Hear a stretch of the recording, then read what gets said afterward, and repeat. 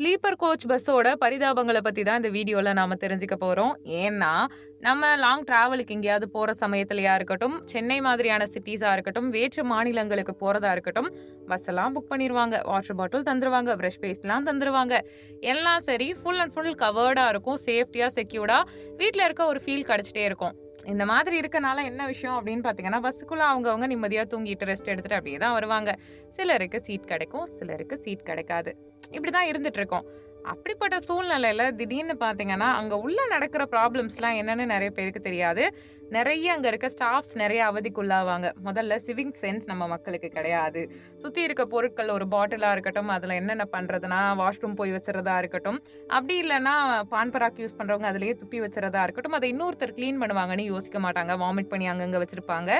நெறைய அந்த இடத்துல குழந்தைங்க இருந்தாலும் சரி, பெரியவங்க இருந்தாலும் சரி, கிளீனிங்கா இருக்காது. அடுத்து 2வது விஷயம் என்னன்னா, குப்பைகள் போடுறது, கண்ட குப்பைகள அதே இடத்துல தூக்கி போடுறது, சாப்பிட்ட குப்பைகள நீக்காம வச்சிருக்கிறதுன்னு பண்ணுவாங்க.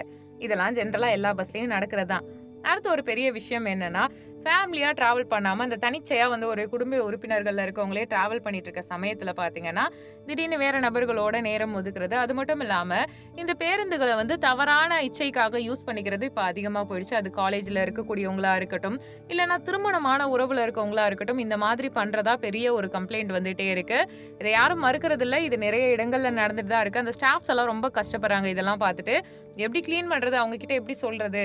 ஏன்னா வந்து வெளியில என்ன நடக்குதுன்னு தெரியாது. இப்ப கேமரா வசதியுமே அந்த இடத்துலலாம் பொருத்தலாம் அப்படின்னு நெறைய பேர் சொன்னாலும், பிரச்சனை என்னன்னா, லேடீஸ் தூங்கிட்டு வந்துட்டு இருக்காங்க. அவங்க பிரைவசின்னு ஒண்ணு இருக்கு. அது வந்து பெரிய கேள்விக்குறிக்கு உள்ளாகுறனால, பஸ்கள்ல கேமரா பொருத்த மாட்டாங்க. Full and full closed surface இருக்கு.